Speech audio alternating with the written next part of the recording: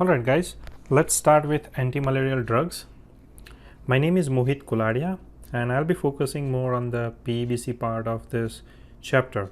So basically what is important from the exam point of view.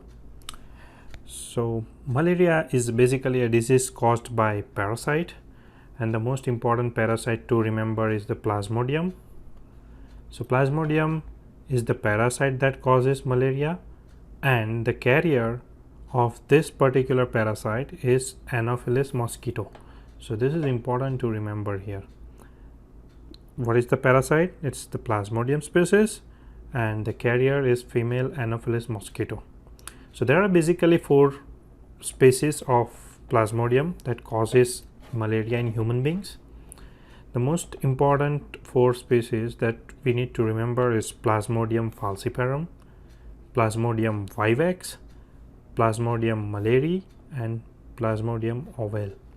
So these are the 4 specific species that we need to remember from the exam point of view, and P. falciparum is the most dangerous one.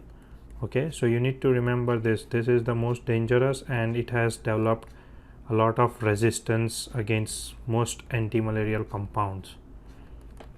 Now, to understand the pharmacology of malaria, basically how drugs act on them, so for that you need to remember and understand properly the life cycle of malaria.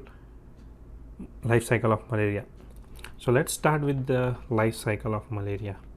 So what you need to remember here is this female Anopheles mosquito, it is the carrier of Plasmodium species. So it has Plasmodium parasite in its stomach. So the Plasmodium parasites are in the form of sporozoites. So this is important name to remember. These sporozoites are present in the salivary gland of this Anopheles mosquito.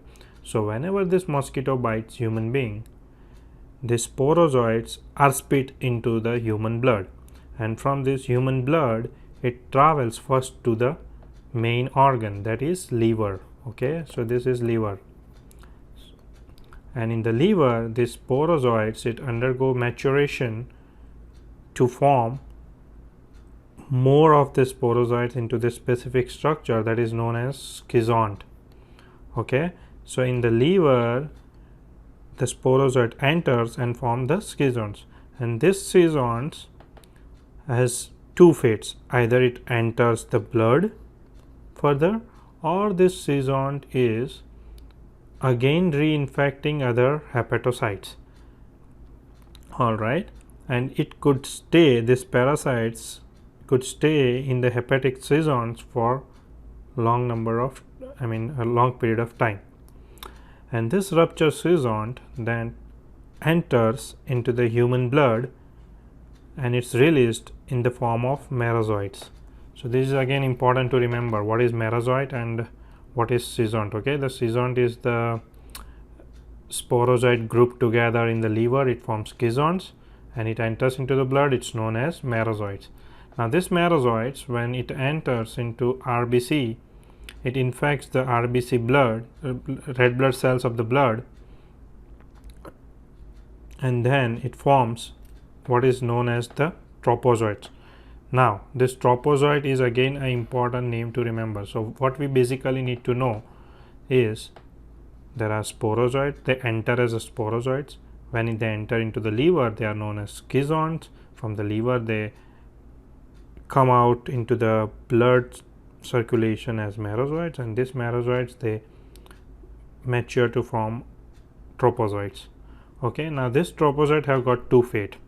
One of its fate is that it is taken away, or it undergoes gametocytogenesis to form 2 different gametocytes from this tropozoite, and these gametocytes are then taken up by the infected and is taken up by the healthy Anopheles mosquito. So what it does is basically sucks up your blood, and this mosquito is infected, and now this is again ready to infect infect other bloods, other human beings. So in this cycle, what you need to remember, basically there are two stages, one in the liver and one in the blood. So the liver stage is known as exoerythrocytic stage, and this blood is known as the erythrocytic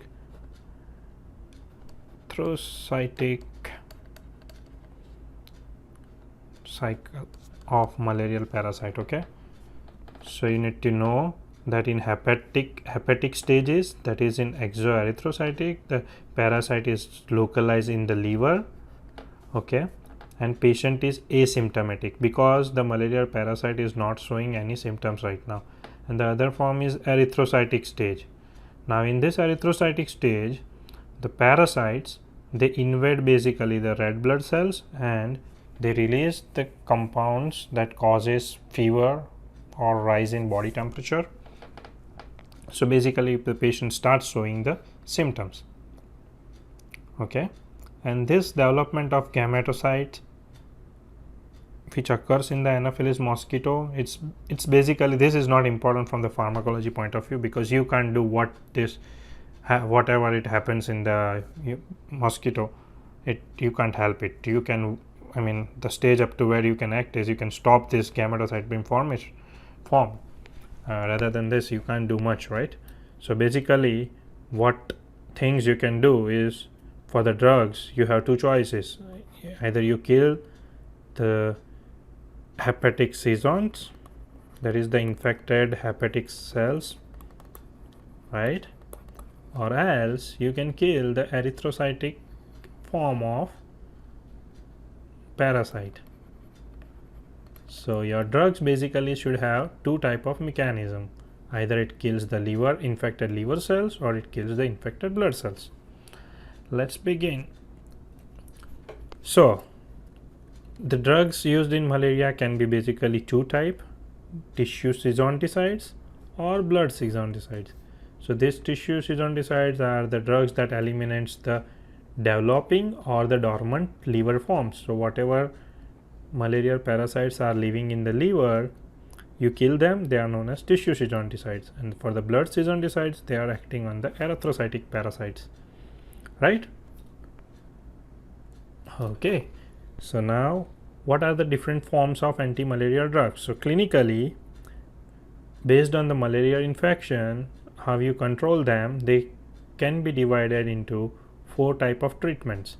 So first one is the causal prophylaxis, second one is the suppressive prophylaxis, one is the clinical cure, and this is the radical cure. Okay, let's go into detail of each of this now. So what is first causal prophylaxis? So in this, what you do is you prevent the maturation of the sporozoite within the hepatic cells. So what happens is you kill the liver form, okay, the infected hepatocytes.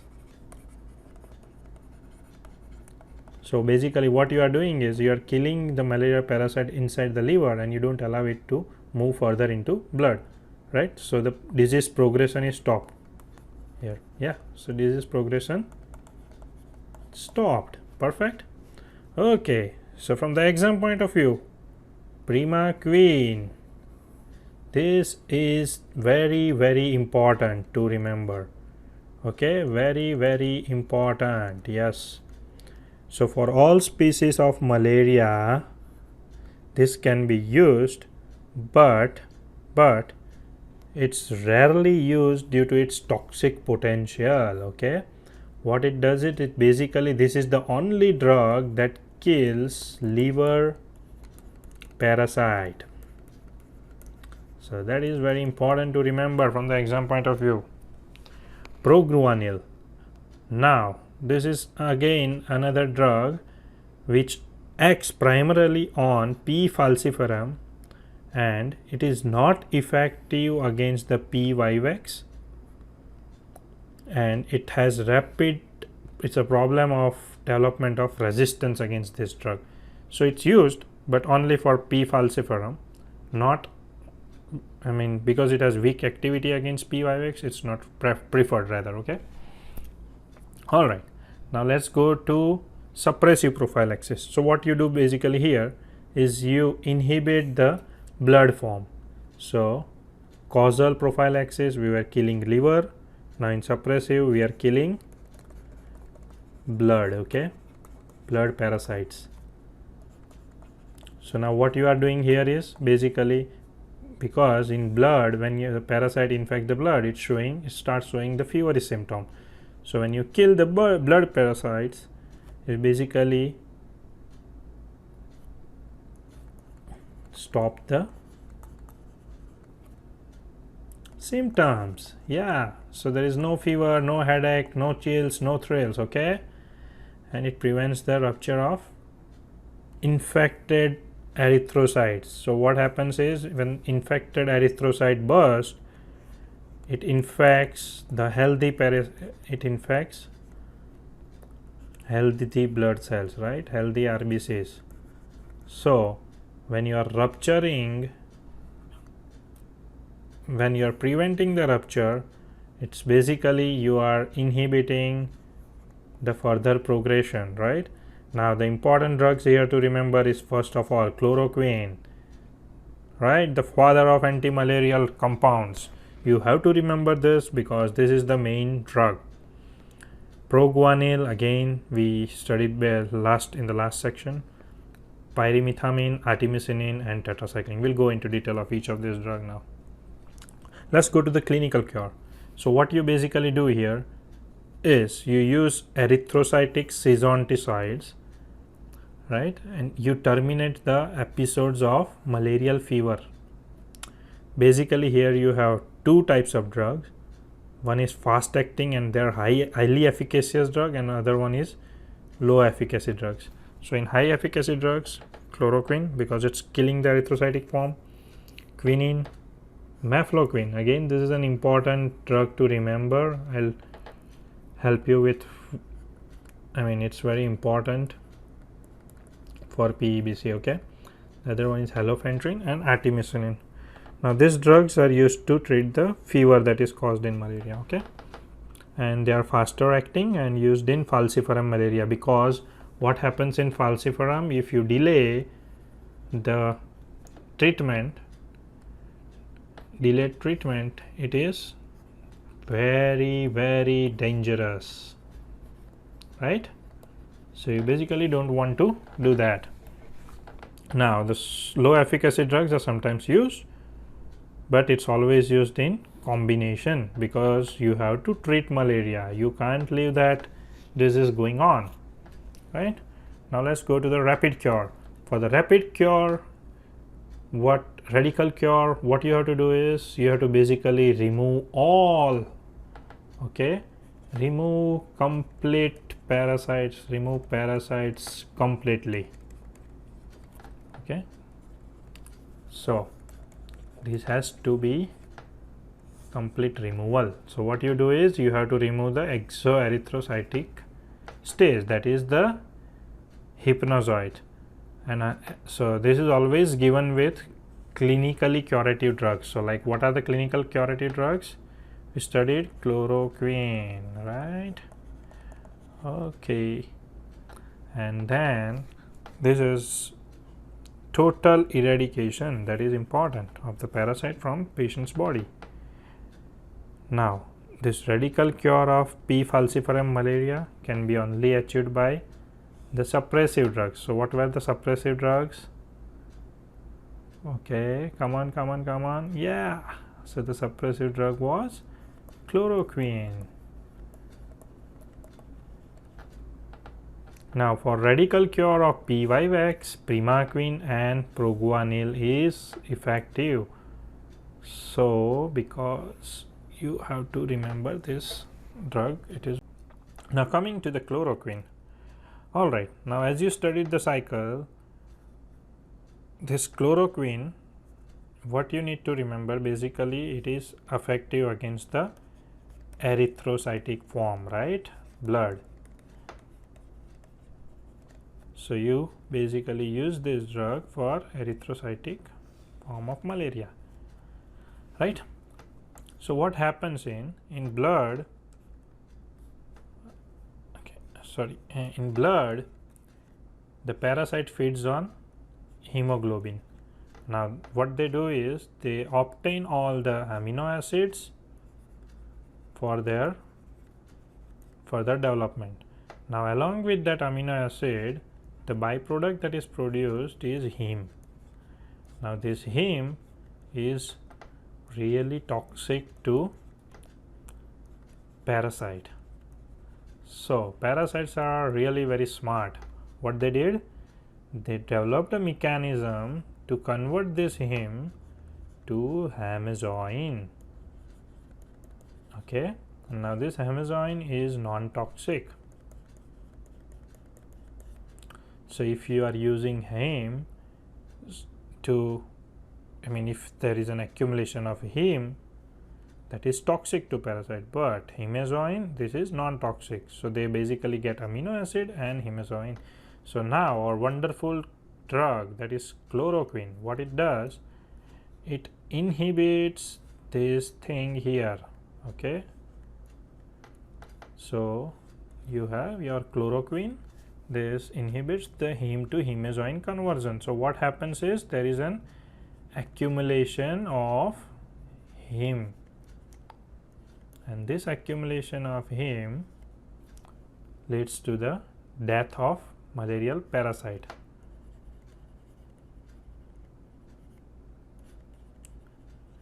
Is killed, right? Perfect. All right. So there is a blood sesonticide. It's not active against liver stage. Okay. And the other thing important to remember, it is the drug used in pregnancy and prophylaxis. Prevents neither primary infection nor does it prevent the relapse of Vivax and oval. Because what happens is Vivax and oval, they stay in liver and they usually have a relapse phenomena. So basically after some months of treatment, once you don't have drug in your body, they sometimes start entering the blood and start showing malarial symptoms. Okay, good enough? Fine, let's go. So okay, and now the other thing you need to know, along with malaria, this drug is a very good choice for extra-intestinal amoebosis. Just remember this, okay? And it is also used in rheumatoid arthritis. It's related to, okay, what is rheumatoid arthritis? Basically, how does it work? So in rheumatoid arthritis, this drug has an action due to its accumulation of, in lysosomes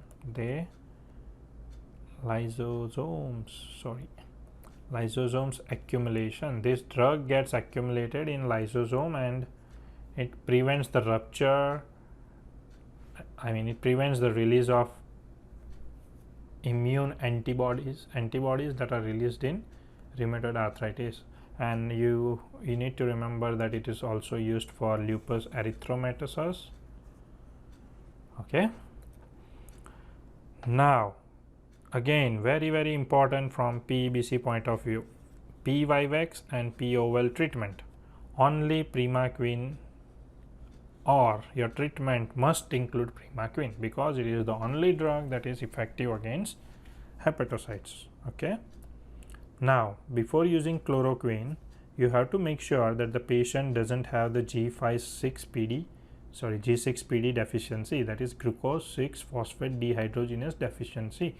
Why this is important? Because if it is deficient in a particular patient, because it is killing the red blood cells, this drug might cause anemia in those patients. So you have to make sure that the patient doesn't have G6PD deficiency. So okay, let's study the important adverse effects. So now the very important adverse effect from PEBC point of view, synchronism, it is very important, and retinopathy. Retinopathy and synchronism. So you have to remember the symptoms. Basically what happens in synchronism: ringing in the ears, okay, ringing in the ears, tinnitus, and blurred vision. This is due to retinopathy or damage of retina. You have impaired hearing, confusion, flushed and sweaty skin. So these are important points to remember from the synchronism's point of view. This is the only drug, quinine related drugs, that causes synchronism. Now the other drugs that you need to, the other side effect that you need to remember is anorexia, epigastric pain and diarrhea. Okay, and this is again very important. So parenteral administration of this drug causes severe hypotension, cardiac arrhythmias and cardiac depression. So you have to be very careful while using this drug, okay, when you are doing intravenous injection. These are the really dangerous side effects. All right, let's move on to mefloquine. So again, this has the same mechanism as chloroquine.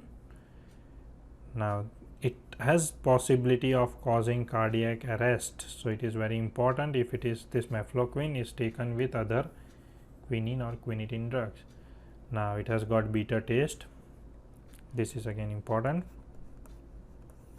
At high dosage it causes bradycardia, ataxia, hallucination, depression, and MQ is again safe in pregnancy. So we have CQ, we have MQ, both are safe in pregnancy.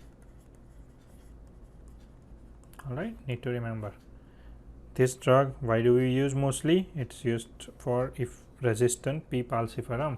P. falciparum basically develops a resistance. Do you guys know how it develops a resistance against chloroquine? So basically what happens is this malarial parasite, it forms P glycoprotein efflux mechanism. So what happens is this drug chloroquine, it has to accumulate inside the blood cells. Parasite, okay. So parasite, what it does, it develops the efflux mechanism, and what happens whenever the drug enters the parasite, it gets removed out of the parasites. So this is important, P glycoprotein related. But mefloquine is very active. It goes inside and stays inside, so it doesn't get thrown out here, okay. So this is used in multi-drug resistant P. falciparum. Now you have to remember that it is very highly, it is highly toxic, it is costly and has a longer half-life, so it is used carefully and it's excreted in fecal waste. Quinine, okay, very important in pregnancy. It causes abortion by stimulating myometrium and premature labor, so you can't use in pregnancy, okay. It causes hypoglycemia side effect. Clinical use, you use in malaria, right? Basically uncomplicated resistant falciparum. Resistant falciparum is very important. It is also used, or it is the drug of choice for cerebral malaria. It is a complication of malaria, okay, we'll come to this later. Very important. It is not highly active. Adjuvant therapy with, it's not highly active alone, and it's always used in combination with doxycycline, tetracycline and clindamycin. So you basically need to give a combination therapy, okay. Perfect. Let's go to primaquine. So this important drug kills exoerythrocytic form, okay. So basically liver, it takes care of all liver stages of malarial parasites. So it is basically a chemoprophylaxis because it prevents the further spread. Now it is the only effective agents, very effective against these two drugs. Important for PEBC. We have to kill this exam. Okay guys. Now let's go to the erythrocytic stage. It acts against the erythrocytic stage 2, but it has it's very weak activity, so it's not very important. It is never given parenterally because it induces marked hypotension. It's the main side effect, so you cannot give it parenterally. Okay, it should be avoided in pregnancy because the fetus is relatively G6PD deficient and thus is at risk at hemolysis. Very important 2 points. Important is it is active against PYX and POL, and it has exoerythrocytic activity. It is avoided in pregnancy because fetus is G6PD deficient. APAC 1. Now again, this is used for treatment and prevention, administered orally. You just need to remember the mechanism. It's mitochondrial electron transport chain inhibition. So what happens is you can't have energy generation in parasite. Okay, so it is active against tissue and erythrocyte exudant. Disturbances, fever, rash, headaches, adverse effects. Right. Now this is folate synthesis. So folate synthesis, why do you need this? So you basically need folic acid synthesis for your DNA material. Okay, so what happens here is you need to remember first that these are the two drugs, pyrimethamine and proguanil, always used in combination regimens. Okay, always used in combination regimens. So this is the brand name of the drug. It's used as a combination of sulfadoxime and pyrimethamine. Acts against the erythrocytic forms. Okay, slowly, so not a drug of choice for acute attacks. Proguanil has some effect against hepatic form too. Well, this drug is neither effective against the persistent liver stages, PYX and POL. So here what we use? Primaquine. Very important. All right. So in this, I'll come to the mechanism. Selectively, what it inhibits is a plasmodium dihydrofolate reductase. So this enzyme, it is very important for synthesis of folic acid. So basically, if you don't have folic acid, you don't have DNA. If you don't have DNA, the parasite is murdered, killed. Perfect. So basically, sulfonamides and sulfone, they inhibit another enzyme that is called dihydrotorate synthase. So when you give sulfadoxine and pyrimethamine combination, it acts as an synergism because it kills the synthesis of folic acid in parasite, and it also blocks the other step of folate pathway. So you don't get DNA at all and the parasite starts dying. Now proguanil is safe in pregnancy. It causes alopecia and mouth ulcer, and other drug causes skin rashes, itching, GI symptoms. Okay, pyrimethamine. Antibiotics. So you usually use the folate antagonist and sulfonamides. These are bacterial protein synthesis inhibitors. Not given as single, always used in combo because the action is slower. Tetracycline, doxycycline, very important. Wide spectrum antibiotics. Erythrocyte exudants, not active against liver. Falciparum malaria in conjunction with quinine, right? Quinine.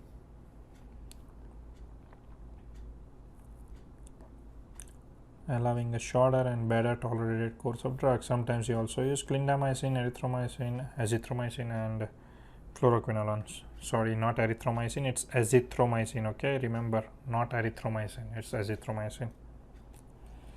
Now this is an important drug. It was all invented by the Chinese old monks. It is being long-term usage in China, and the active principle of the plant, that is Artemisia annua, not important to remember. Well, the chemical structure is important. Sesquiterpene lactone endoperoxide ring. Okay, these are the compounds that are included in this class. So what you need to remember is it has a drug prolonging QT-like symptoms, like adverse effects. So basically you don't combine it with drugs that causes QT prolongation, like estimazole, antiarrhythmic drugs, tricyclic antidepressants, phenothiazine, because it increases the risk of cardiac conduction. Okay, now for the mechanism of action, what happens is this compound, because it has this endoperoxide bridge, this interacts with the heme in the parasite, and the heme iron, it cleaves this endoperoxide bridge. Okay, and this cleavage, it leads to free radical generation, and this free radical generation leads to formation of a drug protein adduct. So what happens is this free radical goes and binds to the membrane of parasite, and this membrane parasite combo, it forms adduct. Now cerebral malaria, this is an important complication. That's a neurological complication of malarial infection with Plasmodium falciparum. Very dangerous. Basically what happens is your infected and non-infected RBCs, they aggregate and block the capillary endothelium of brain, and the blockage is also enhanced by the protein secreted on the red blood surface, that is late-stage seasons, and this is enhanced by the pro-inflammatory status of the host and the virulence characteristic of the infecting parasite. All right, so you have infected and non-infected blood cells that blocks your brain capillary endothelium due to the proteins on the red cell surface by the infected parasites, and also because of this there is an inflammatory reaction in the host, and that leads to further enhancement of this. Okay, so how do you know you have cerebral malaria? It causes confusion, coma, death due to less oxygen, ischemia, and hemorrhage. Okay, drugs used in cerebral malaria, again very important to remember from PEBC point of view. Quinine is used by slow intravenous infusion. Cardiac monitoring is important. Okay, for this patient, cardiac monitoring important. Artemisinin derivatives that produce very rapid therapeutic response, you have to use those, and they are effective against multi-drug resistant falciparum. And some drugs which are used as combination are artemether for artemether plus quinine, and artemether plus quinine. Okay, artemether plus artemether. All right, thank you very much. That finishes up our PEBC discussion for malaria.